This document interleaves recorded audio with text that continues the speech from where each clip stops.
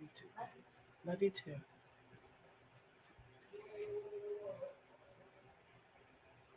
Close that door.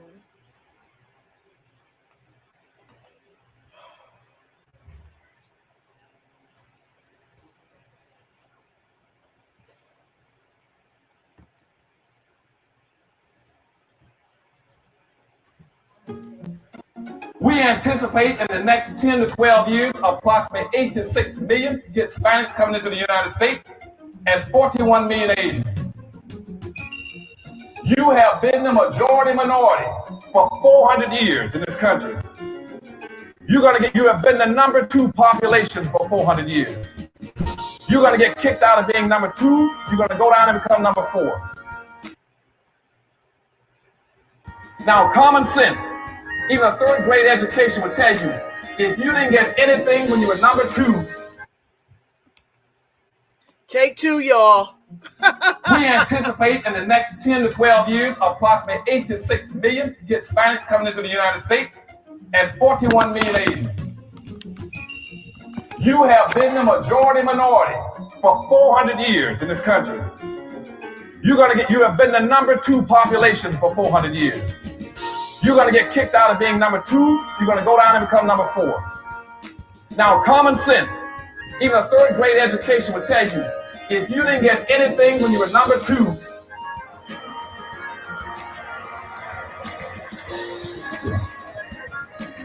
you all jumped ahead of me, but anyway, you can guess what you're going to get when you become number 4. President Biden, do you support reparations? Well, I mean, since I haven't spoken on this, got a chance. Number one, the reason we're the country we are is because of immigration. We've been able to cherry pick the best from every single continent. The people who come here have determination, resilience. They are ready to stand up and work like the devil. We have 24 out of 100 children in our school today is Hispanic. The idea that we are going to walk away and not provide every opportunity for them is that not only stupid and immoral, but it's bad for America. They are the future of America. At the very same time that America refused to give the Negro any land, through an act of Congress, our government was giving away millions of acres of land in the West and the Midwest. Which meant that it was willing to undergird its white peasants from Europe with an economic floor. But not only did they give the land, they built land-grant colleges with government money to teach them how to farm. This is what we are faced with.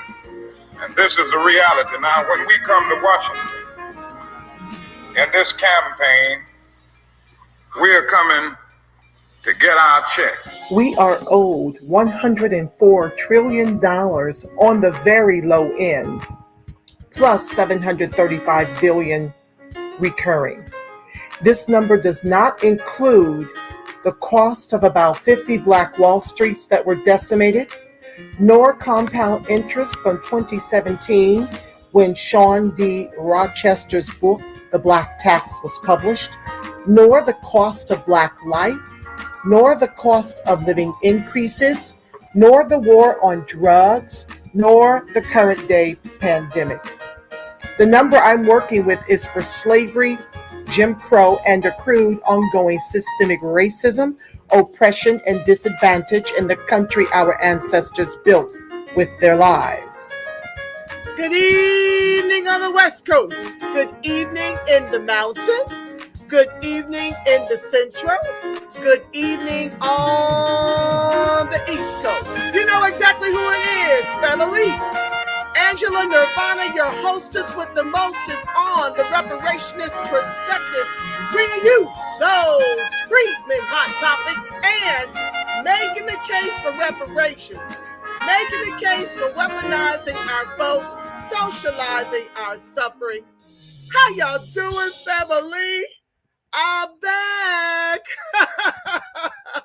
You cannot keep a big mouth on behalf of American Freedmen down.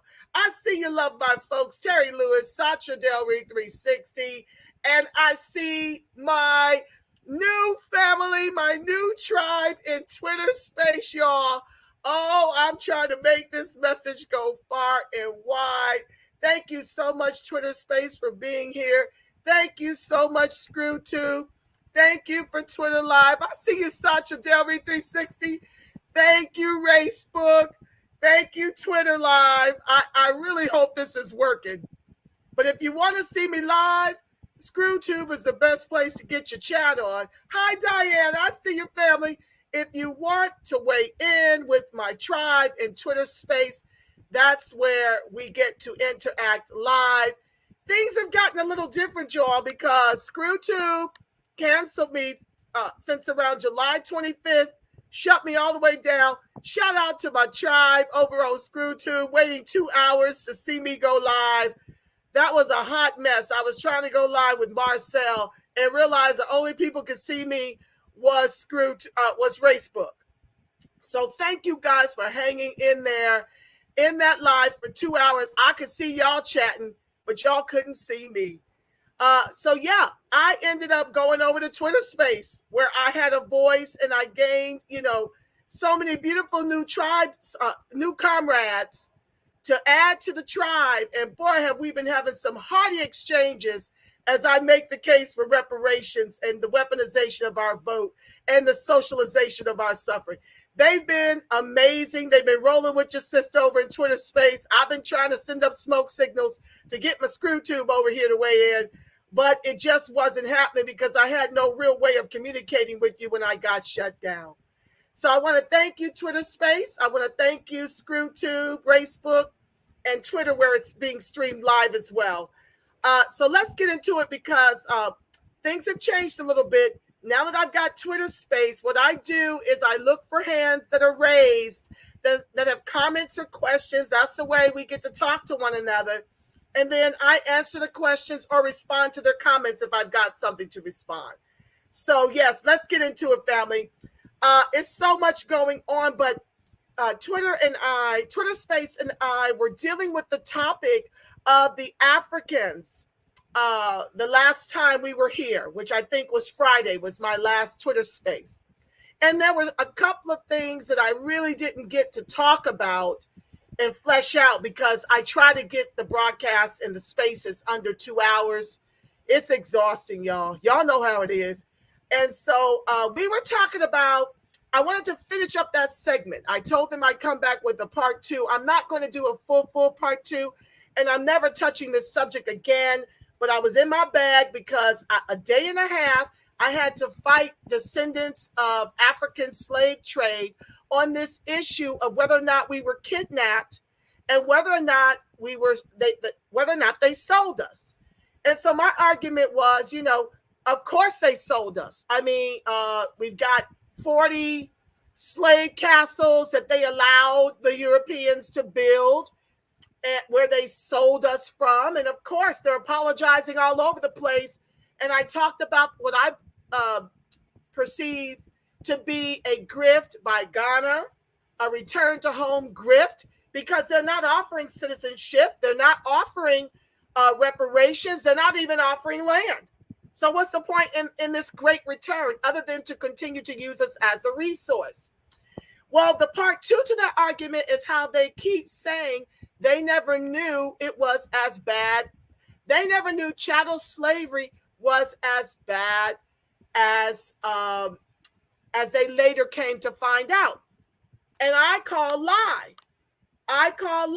Because you don't allow Europeans to build 40 slave castles after you've heinously kidnapped us. Okay, you kidnapped us. We lost tribal wars, all manner of things where they were literally trading us. And that's how they grew their wealth, off of trading our ancestors. So clearly you saw what the slave castles were like, how horrific those slave castles were. I mean, they were diabolical. The way they crammed us in there like sardines. So for me, the heinous chattel slavery that our ancestors endured started in the 40 slave castles that the Europeans were allowed, granted permission by the Africans to build in order to export us through the transatlantic slave trade. So I didn't want them to get a pass on that. You can't have it all these kind of different ways you want to have it. You want to try to mitigate it. You want to try to minimize what you did, Africa, first.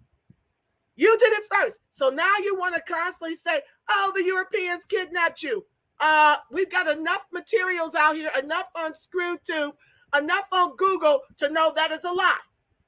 And some people believe that this is what the Europeans and this country pivots to try to absolve themselves of reparations. And I'm here to tell you, nobody is absolved. Nobody is absolved of reparations. Everybody owes. So that includes Africa. You don't get a pass because you claim to not know that it was as heinous as it was when you heinously kidnapped and tore our families apart and you allowed the Europeans to build 40 slave castles. No, you don't get a pass. Hi, Carolyn. I see you, The Rock. Okay, guys. So let's get into it. I wanted to read a little bit about that because I've already shared the video with Twitter Space on Friday. I'm not going to do the video again, but we got a lot to cover tonight, y'all. It's really crazy. I want to, oh, Lord have mercy, so much puckery going on. But I need to clue y'all in because I'm making the case, right? I'm making a case for why we need to close these borders. How imperative it is that we vote closed border reparations candidates only. Party be damned. That's why I'm here. You guys know this. You've been rocking with me for a couple of years. So here we go. African slave castles. Let me get my Walmart readers out. Welcome, Twitter Space. I'll be over. If you have a question or a comment, raise your hand or be request to speak, and I will allow you guys to speak to my ScrewTube audience, okay? I'm back with them for the first time in a month from having ScrewTube shut me down, and I'm ecstatic to be with both of my family. Thank you. I see one request. So you're gonna get to hear from the amazing, incredible Professor Smiles momentarily. Okay, he just raised his hand in the Twitter Space. Okay, so let's get to this text. Okay, now I'm not going to read everything. I'm just going to read a couple of little paragraphs to make my case and make my point here. All right, the west coast of Africa, Africa's slave castles. They were the last place a slave would reside before going through the door of no return. It is virtually impossible to write about the slave castles without describing the brutality of the African slave trade. The most evil and insidious Holocaust, me speaking, that we're still enduring, right? Holocaust of Black human beings. Speaking again, Twitter, ScrewTube, I'll see your comments after I get through all of this, okay? We'll go through your comments and we'll go through where our speakers have to contribute. Back to the text. It was the most evil and insidious Holocaust of Black human beings in the history, which was perpetrated primarily by white Europeans on the Black African men, women, and children. Me speaking, time out. The Europeans couldn't have done something as evil and insidious to us had it not been allowed by the Africans. Furthermore, it was the Africans who did the evil and insidious kidnapping and selling us to these Europeans. So I see already where we're going with this. They're trying to blame the Europeans. I'm saying Africa has much to do with this. You can't allow them to continue to spin lies about it. Back to the text.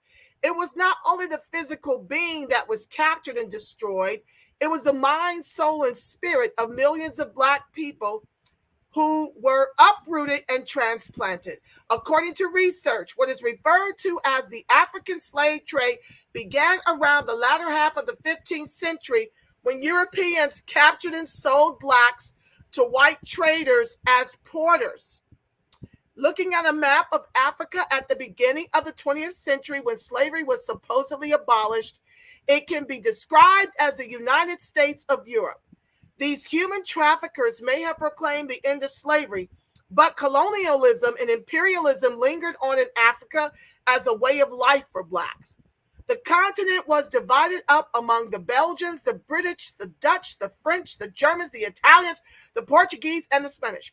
As a matter of fact, approximately 3/4 of the world was ruled, the aforementioned and a few others. Now, I want to weigh in here real quick. I got something to say. Professor Smiles, I'm coming to you. Please understand that a lot of these articles are written in this way to lay everything at the behest of the European. The Africans want a pass. They don't want this stain attached to their legacy. But then they come over to this country, and as I mentioned on Friday, we become all kinds of akatas and all type of wretched things that they say and do. They discourage their tribe to not intermingle with our tribe. They have brought into these white racist stereotypical tropes like we're shiftless, no good, no count, and lazy, and all this kind of nonsense. And they don't want their kids fraternizing with our children as if we're a stain on the country. It's a lot of stuff. And then what happens is they get high position in education and in the government. And so these are what I call our POC white supremacist family. This is exactly what this is. And so I want you to understand that I'm highlighting this not to disparage all Africans, because I know I have friends from all over the diaspora. But of course, the friends I have, they're empathetic towards our plight. They understand our plight. They're more like a TD hip hop media, okay? They're not going to sit up here and disparage. They're grateful for my friendship. They're grateful for the path our ancestors paved with their lives so that they could be here. They're very grateful. It's nothing like some of the things I've been seeing in the spaces. So I had to do this because I hear far too many of us in the movement constantly talking about being kidnapped by the Europeans while saying nothing about how Africa set that standard of treatment. Africa set the standard of how we were to be mistreated through heinous chattel slavery. They fully participated and allowed the Europeans to build 40 slave castles. And while I get that some of them have tried to fight back, I'm telling you that you set the standard on how we were mistreated in a very, very diabolical way. And I'm not going to let you get a pass. And as soon as we are finished dealing with America with 3Ks, we're coming for Africa and Europe. Okay, but this one first. So let me jump down. These European traffickers had castles built along the west coast of Africa, close to the sea, to facilitate easy access of their human cargo onto ships. The conditions of the castles reflected their attitudes and treatment of Black slaves. Let me interject. So when these Africans keep, the descendants of African slave traders keep saying things like, we didn't know chattel slavery was going to be so bad. We didn't know. We didn't know. It was horrific, but we had no idea. Understand that the conditions of the castles reflected their attitudes and treatment of our ancestors. To be able to eliminate vacancies, back to the text, to be able to eliminate vacancies as if such existed and to ensure a constant supply of slaves, the Europeans instigated conflicts between the tribes, which led to continuous wars. Me speaking. They didn't really have to instigate. That was going on before they showed up. Okay? That was going on before they showed up. Remember, the Arabs had slave trades too. They were trading with the Arab. So, and who else was in on the act? The Spanish. That's part of Europe, Spain. So all of these people had a party to it. So please understand that there were already tribal wars, because guess what? They exist to this day. As a matter of fact, I would venture to say the war between some black immigrants and American freedmen, descendants of U.S. chattel slavery, is a tribal war, right? They have been in a constant state of war. So the Europeans didn't have to instigate much conflict. But what does this remind you of today, family? This reminds us of what's happening right now in places like Chirac, right? How the police have gangs in them, like down here, Sheriff Villanueva here in California is top dog with some of the most racist Hispanic gangs within the police departments. So what's actually happening in Chicago is that there are gangs in these police departments, okay? They're gangs, and what they do is they infiltrate our communities. They drive around in unmarked vehicles. They've got private jails that they make of these abandoned buildings in Chicago where they take our people instead of going to check them in properly. They're doing all kinds of nefarious things, instigating wars in the streets of Chicago to blame black on black crime and murders on the blacks in Chicago, when that's not all them. Understand that that's not all of them. The race soldiers are definitely involved and definitely a party to the crimes and the murders of blacks in that city-state. All over the country, they're doing this, instigating wars and blaming us, because the whole goal is to do what, family? Is to gentrify us right up out of our communities. Okay? The ensuing wars produced, back to the text, the ensuing wars produced able-bodied men, children, bearing women, and even children who were yoked together and held for weeks in the dungeons of the slave castles until ships arrived. Ships that took the slaves to Europe, North and South America, and the Caribbean. Life in the castles for the slaves was a living hell on earth before the perilous voyage across the ocean in a hole of a ship. At the beginning, the need for the slave trade appeared to be basic economics. Whites needed lots of free labor to work their colonial possessions, and they surmised blacks would fill that labor void. The stay in the dungeon lasted for about 4 to 6 weeks, and it was not subliminal. It was real, and it was physical. The men and the women were separated. Some of the women were used as servants in the castle. Conditions in the castle were wretched. The slaves were packed in literally like sardines in a can. One of the purposes of the stay was to break the warrior spirit of the men. So by the time the ships arrived, they would be docile and ready for what was next. Okay? Reminds me of that letter. I can't think of the name of it off the top of my head, but it'll come to me. It was an unknown prelude of what was to come on the ship on the other side of the infamous door of no return. The doorway was aptly named. Okay, so just jumping down, during the period of active transoceanic slave trading, about 40 slave castles were built along the coast of West Africa, from Senegal to Ghana, formerly named the Gold Coast. However, slaves that were bought and housed therein were also from the interior of the continent. In addition to Cape Coast Castle, other castles and forts included Elmina Castle, Osu Castle, aka Fort Christenborg, Bunce Island, and Goree Island. Sometimes villages and towns would arise around the castles and forts, which were considered the focal point of the settlement, the civic center.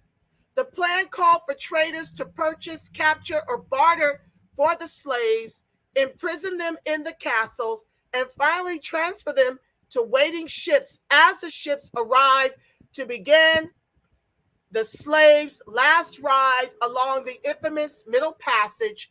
The castles were dubbed warehouses of Black humanity. So let me take a breath and allow Professor Smiles to weigh in. Let me go ahead, Professor. Well, once again, Reparationists, thank you so much for doing this space as always.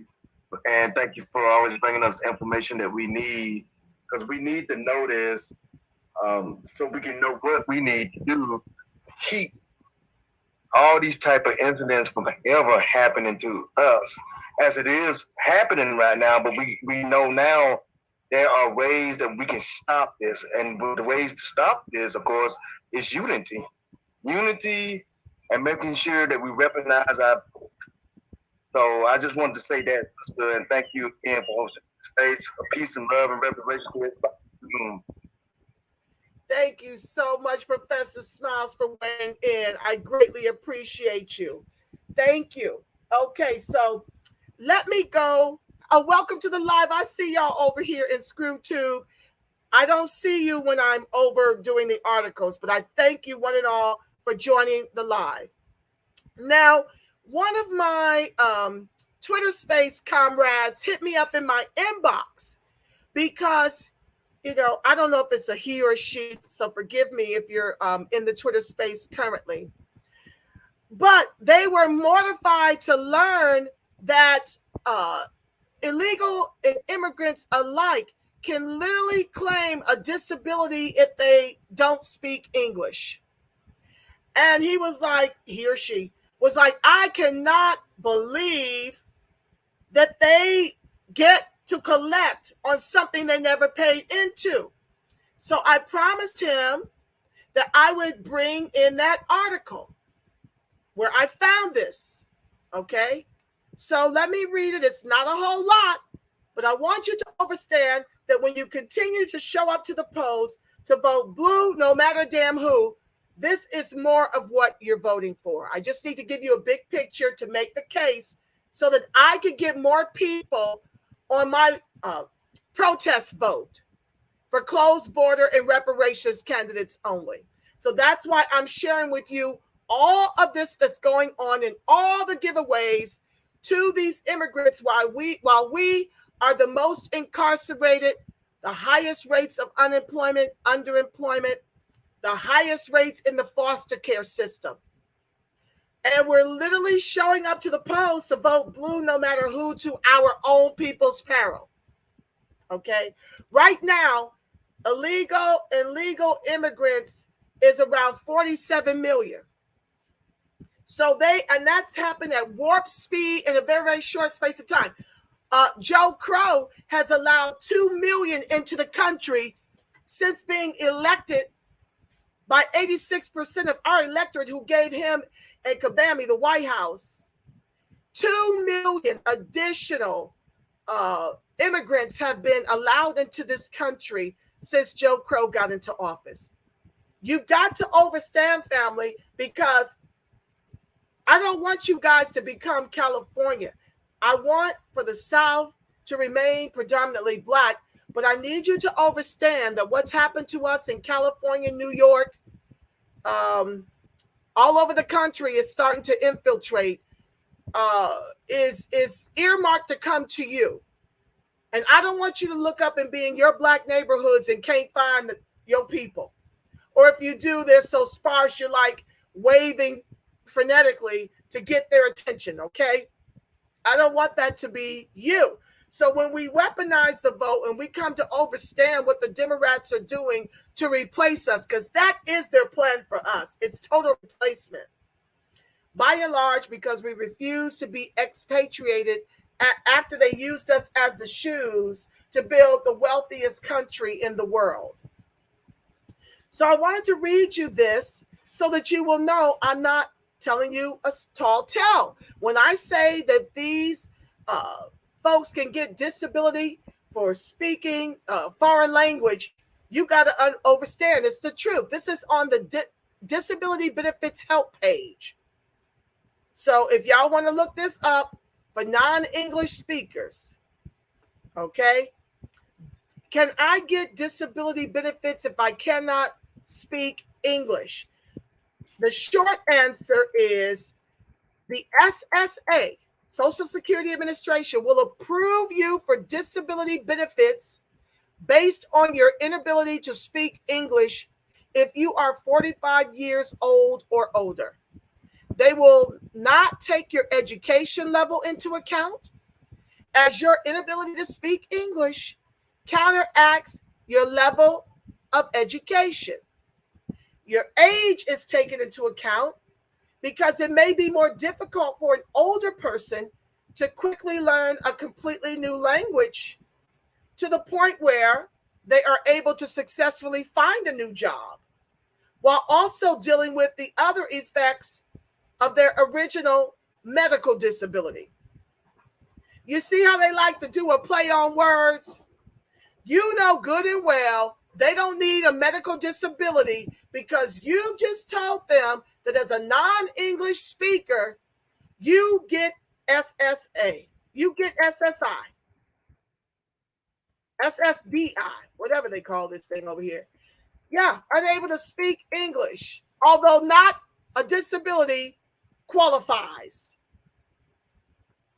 Another thing that I saw, and I haven't listened to the Black Authority on this one, but now it appears that transgenders can actually collect,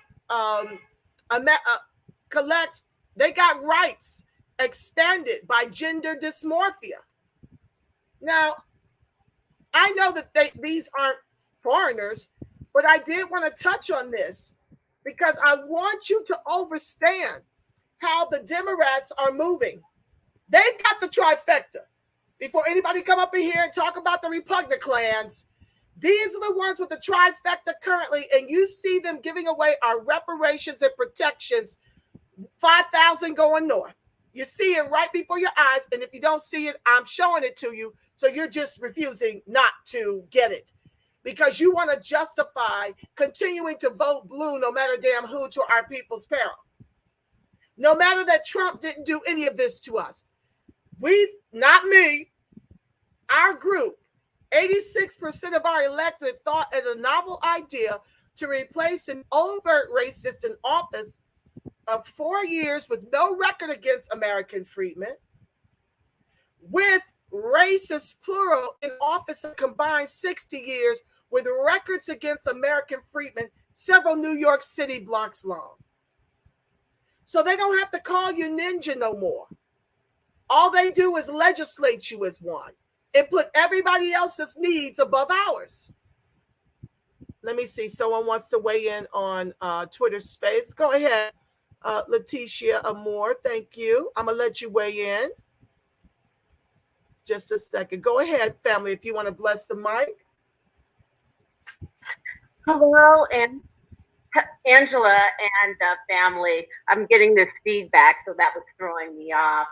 But I wanted to say regarding the SSDI or SSI benefits to persons here illegally and being able to use the fact that they cannot speak English to bolster their claim for benefits is absolutely ridiculous.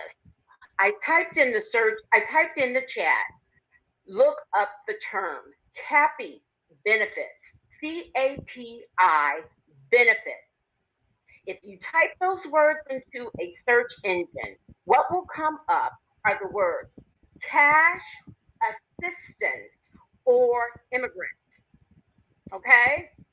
And this is cash for being disabled without having to go through SSI. It comes directly from the state, and it is ludicrous that it is a program directed specifically to immigrants when we are the folks who have built this country.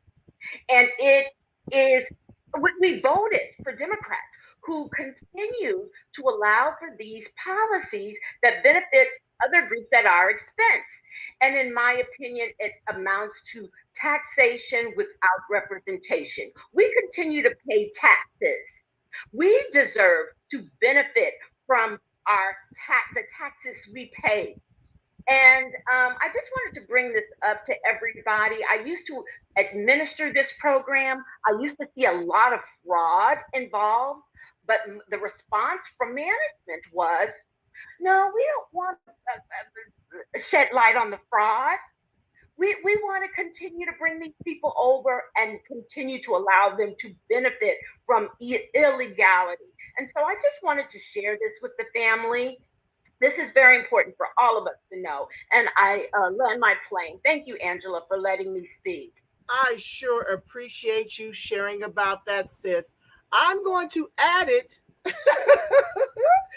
to my topics to bring you guys. That was rich, family. And forgive the feedback. I'm trying something new. I'm trying to marry my comrades from ScrewTube who haven't seen me in a month because ScrewTube shut me down with my new comrades, my not so new comrades. Many of you have been rocking with me for a minute over in Twitter space. So forgive the feedback. But if I can still mute myself and they still hear you. I think that's fine. I can mute my mic so that you guys don't have that feedback. We're going to try that the next go round. I thank you so much as always for weighing in, family. Remember, if you want to say anything in Twitter space to my illustrious audience in Facebook and on ScrewTube, please do not hesitate to send a request and I'll let you bless the mic. And ScrewTube, as usual, I'll get to your comments at the end of the broadcast. So get this, family. This was on just a couple days ago on the 18th. Transgender workers' rights expanded by gender dysphoria ruling. Now, family, you have to understand that they are giving away our reparations and protections to replace us. They've already neutralized us economically. We have no representation amongst the CBC. I don't hear none of them pushing back on all of these billions to trillions of dollars that are going to the refugees and the immigrants. And Dr. Claude Anderson tried to warn us and sound the alarm 40 years ago. So please don't be smug and comfortable in places where it hasn't hit you yet, because it is on the way. Trust me when I tell you we were once 17% in the state of California. We are hanging on by a thread, around 3% if you take out the Black immigrants. Please believe, family, and this is the way they give them money. And guess what happens when they entitle them in this way?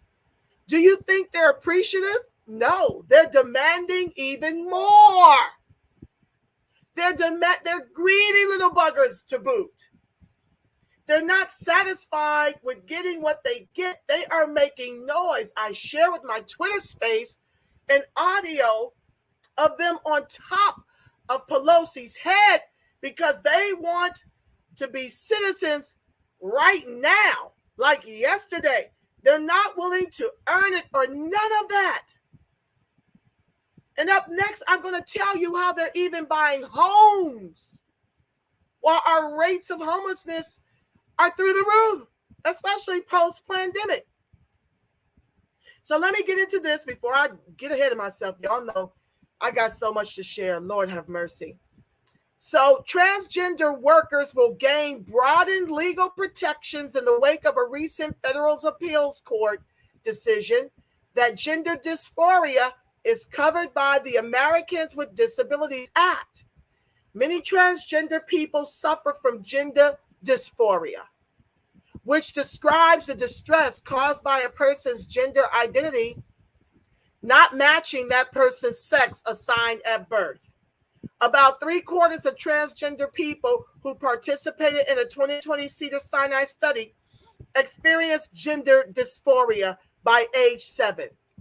Transgender workers gain protections against job discrimination with the U.S. Supreme Court's landmark 2020 ruling that said LGBT employees are covered by Title VII of the 1964 Civil Rights Act.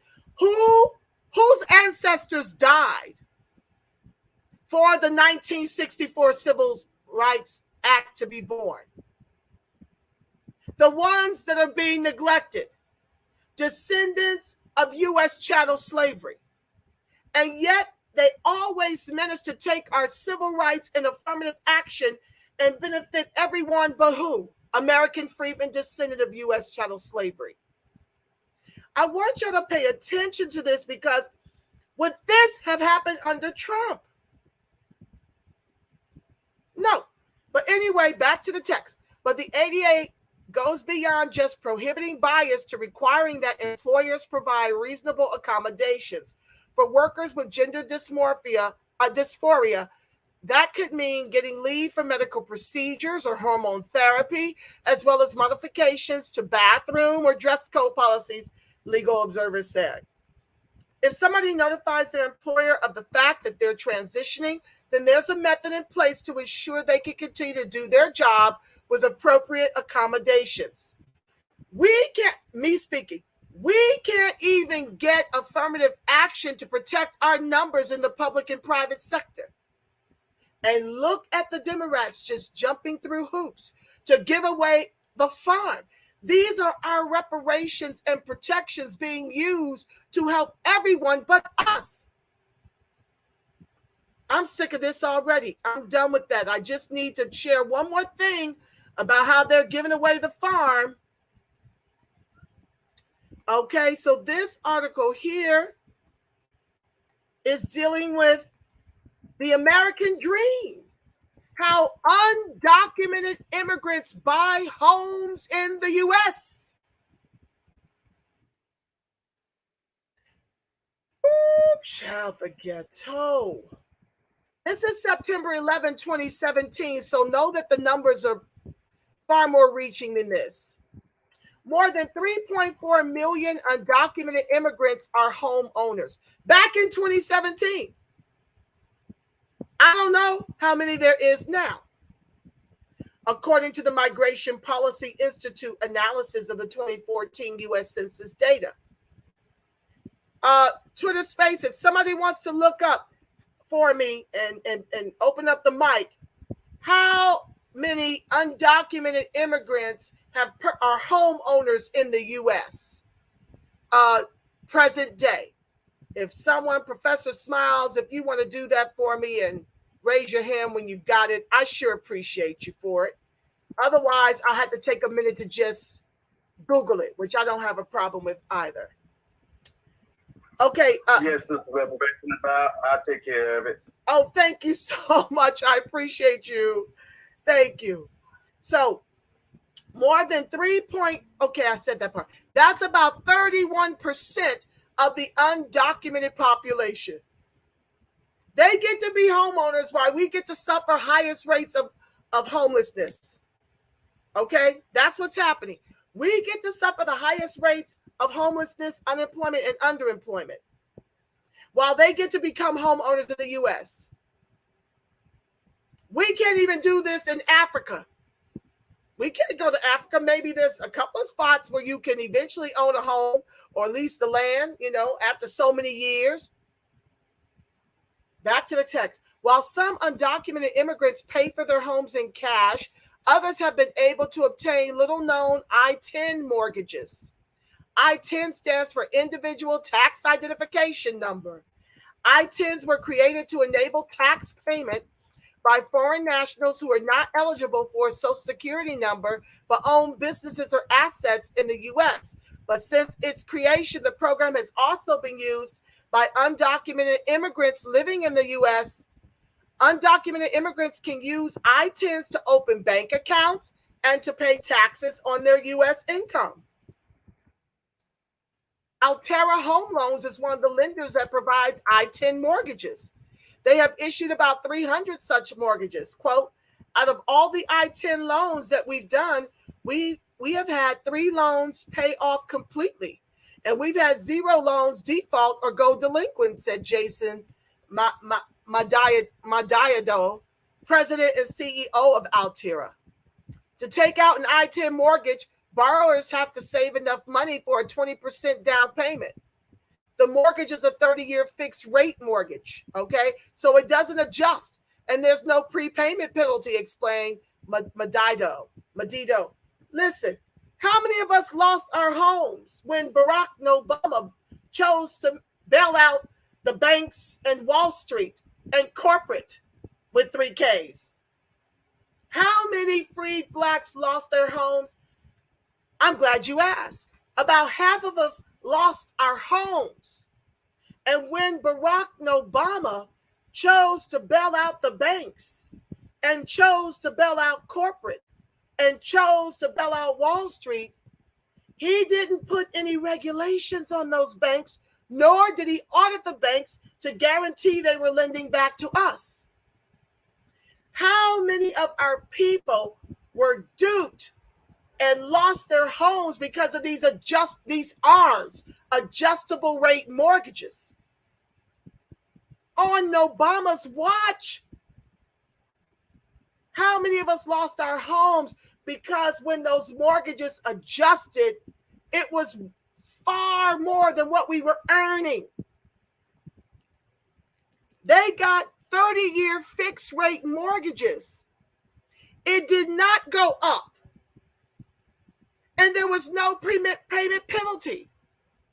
And you have to understand, family, that the kind of immigrants they're importing are the kind that hate American freedmen down to our baby toe. Just like the opening of the broadcast, when Dr. Claude Anderson told you, if you think second place is hard, you ain't seen nothing till you seen being fourth-class citizens in the country your ancestors built with their lives. He's been screaming that for 40 years. Why are we still showing up to the polls pretending that the Democrats are the lesser of two evils? Back to the text. Lord have mercy. I think I'm going to be done with this one so I can move along. Just sharing the puckery. So now, let me see, where do I want to go? Do I want to deal? Let's talk about E-Verify, because this would be another way to keep this immigration, the illegal immigration, out of the workplace. Politicians of all stripes. This is dated October 29, 2019, and it's from Politico, and it's an opinion piece. Why E-Verify is failing. It can't succeed, and no one wants it to anyway. Did y'all hear that? Oh, I hope y'all listening. I hope y'all taking notes. Family, we are done if we don't weaponize this vote for several election cycles. We have got to bring the Democrats to their knees. Let the bitch bleed red. I really do not care. Every time. Oh, Lord Jesus. Black Jesus, help me get through this. We are being watched. Oh, go ahead, Professor Smiles. What you got for me, fam? Yes, sister. What I found out here from 2019 data information from the migration policy is showing that we have like 3 million, over 3 million. I think it's like 3,069,000. That's what I'm looking at here. Hold on one second. Yeah, it says a percentage of 28% are homeowners, and that's up to an estimate of 3,069,000. So that's how many are undocumented that owns the homes in the United States. That's 2019 data information. Thank you so much for sharing. Let's see, we got another request of okay, it went away. Somebody else I thought wanted to bless the mic. Be sure to just send me a request, family, and I will allow you to bless the mic. Thank you for being here. And thank you for sharing that. I want my audience to understand, family, that they're importing and allowing all of these benefits and tangibles to this immigrant class. They're doing this with immigrants who have money. They're not allowing poor blacks into the country. they're, they'll let a few refugees in, but they're not black. Haitians are at war and have been going through it forever. Some of which is the U.S. involvement. Okay, so they're not doing that for them. But if you've got money and you are amongst the POC white supremacists and you hate us down to your baby toe, the way the white supremacists in this country do, then you get access to everything that we are owed. Back to the text. Politicians of all stripes have rallied around this federal government's E-Verify system as a low-cost and effective way to keep undocumented immigrants out of the U.S. Congress needs to reauthorize E-Verify this fall when funding for the government runs out. Now, this is a dated article back to 2019. Between now and then, members of Congress need to take a serious look at this failed program. E-Verify is a database system that checks identities of newly hired workers against government records. Employers are supposed to fire new employees if the system flags them as being in the U.S. illegally. In this way, the program is supposed to turn off the jobs magnet that attracts undocumented immigrants in the first place. Proponents of the system believe that without the jobs magnet, illegal immigration would stop. E-Verify's theoretical simplicity is one reason why it was initially so popular in some southern states and Arizona. If a quick computer check could accurately tell whether a worker is an undocumented immigrant, then workplace raids, mass roundups of mass roundups of undocumented immigrants and a massive deportation force becomes unnecessary. Most would just self-deport, in the famous words of Senator Mitt Romney, while he was a presidential candidate in 2012. That's in theory, anyway. In reality, three groups of people, workers, companies, and even the politicians who trumpeted, have come together to ensure that E-Verify remains completely what, family? Powerless.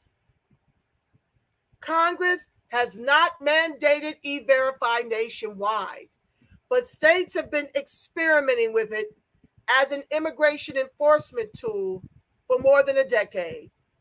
In these cases, state-level employers were required to run the identity information provided by new hires through the online E-Verify website, then wait for government permission to keep the worker on the payroll.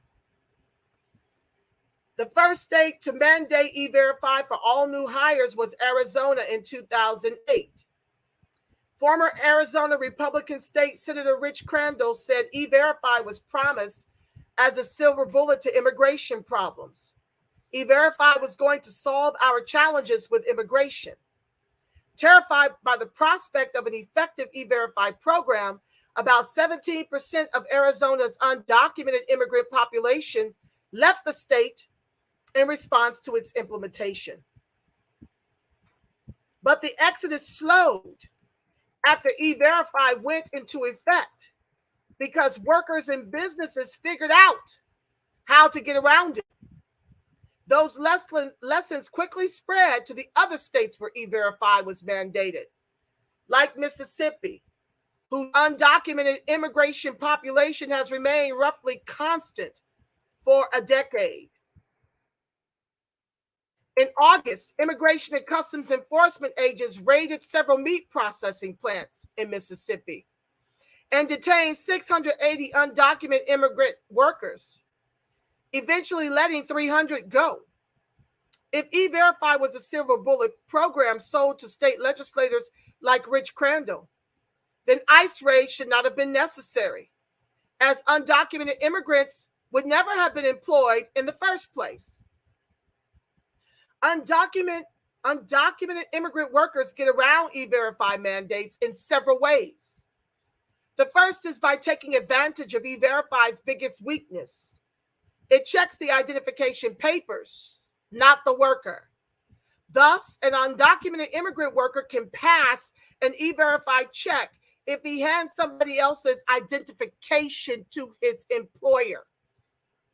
According to an audit for the federal government conducted by Westat, about 54% of undocumented immigrant workers are approved to work by E-Verify for this very reason. The workers sometimes steal IDs, but many also borrow them from friends or family members. The story of a young undocumented immigrant named Manuel explains how so-called identity loans work. Manuel needed identification to work in the unionized construction industry in San Francisco. He contacted an uncle in Mexico who had obtained a Social Security number in the early 70s, but then returned to Mexico permanently. The uncle let Manuel use his Social Security number and forge a new green card with his uncle's name. Since there is no victim of this kind of fraud, identity loans are extremely difficult to stop. But workers aren't the only ones who have figured out how to fool E-Verify. Many businesses are also adept at doing so. Me speaking, why is that, family?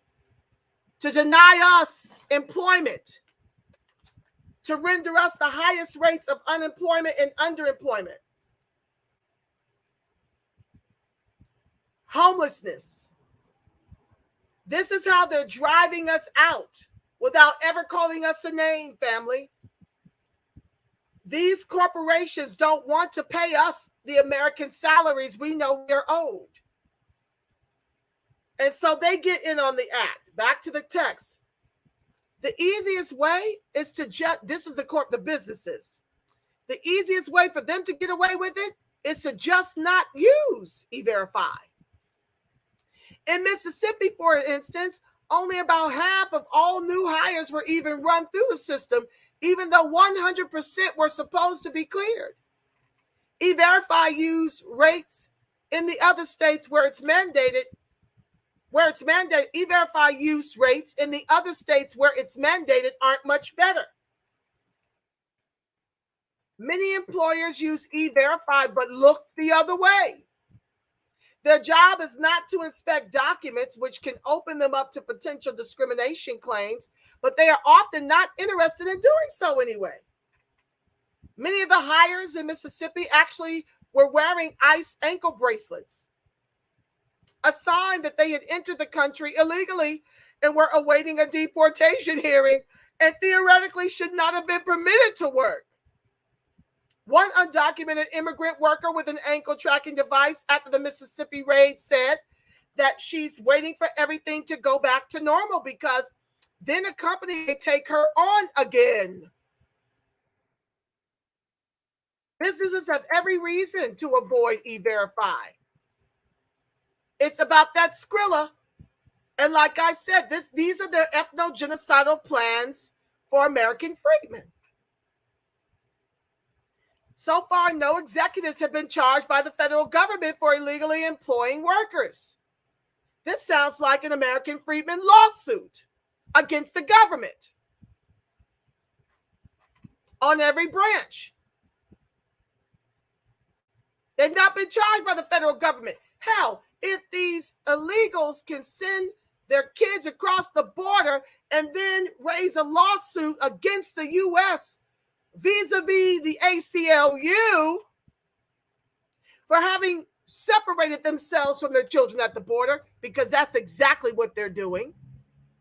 They're separating, they're sending their kids across and then want to make a claim and get $450,000 per person, in their families. They're sending them across.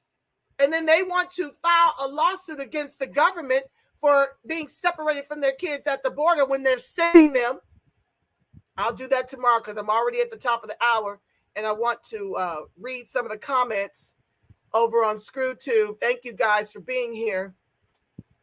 But yeah, if they can sue for being separated from their kids at the border, why can't we sue the federal government for not charging these executives for illegally employing these workers?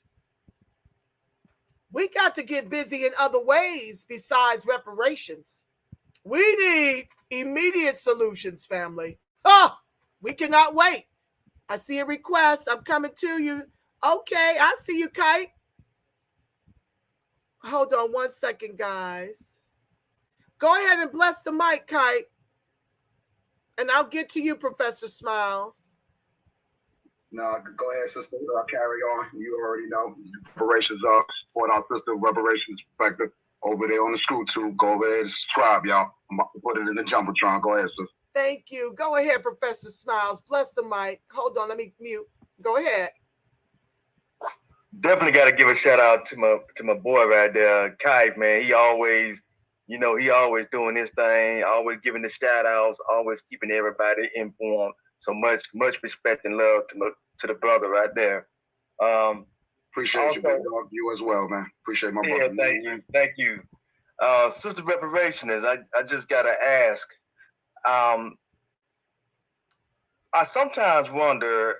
And this is really between the Democrats and the Republicans, because we know with the Democrats, they letting these folks in.